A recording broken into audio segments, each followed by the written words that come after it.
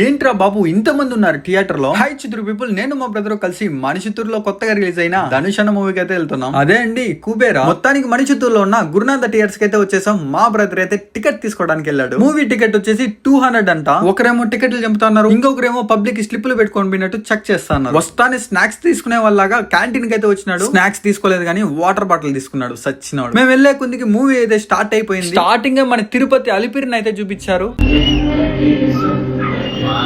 నిజం చెప్పాలంటే ఇలాంటి మంచి సినిమాలు తీస్తే బాగుండేమో అనిపిస్తుంది. ఎందుకంటే ఇప్పుడు హీరోలకి ఎలివేషన్ ఇస్తే చూస్తారు కానీ మంచి కంటెంట్ అని మెసేజ్ ఇస్తే బోరింగ్ అని చెప్తారు. డైరెక్టర్ గారు మంచి స్టోరీ అండ్ మంచి మెసేజ్ అయితే ఇచ్చారు. ఇంకా ధనుష్ అన్న గురించి చెప్పాల్సిన పని లేదు, యాక్టింగ్ లో కింగ్ రా. ఇంక ఇంటర్వ్యూలో అయితే బయట వచ్చామో మీరే చూడండి ఎంత మంది ఉన్నారు ఇక్కడ. నాగార్జున సార్ ఈ మూవీలో మంచి తెలివైనడు బా. రష్మిక గారు మాట్లాడేది చాలా ఫన్నీగా ఉంటది.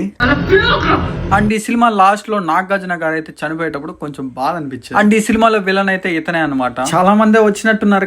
ఈ మూవీ ఎవరెవరు చూసారో కామెంట్ చేయండి. అలాగే మీ ఫేవరెట్ హీరో ఎవరో కామెంట్ చేయండి. ఇంకా బయట వచ్చినామో లేదో ఎండ సంపేస్తాను. అందుకనే మన దొడ్డిపల్లి బ్రిడ్జ్ ముందు ఉన్న ఫ్రూట్ షాప్ కి వచ్చి వాటర్ మెలన్ అయితే తీసుకున్నాం అనమాట. ఎండలో చల్లగా ఉంటది కదా, అందుకని ఆఖరికి వాటర్ మెలన్ కూడా నేనే డబ్బులు కట్టినా. చూడండి సచ్చినోడు ఎట్ట తింటాను. మన చిత్తూరులో ఇలాంటి వీడియోస్ కోసం ఫాలో చేయొచ్చు కదా.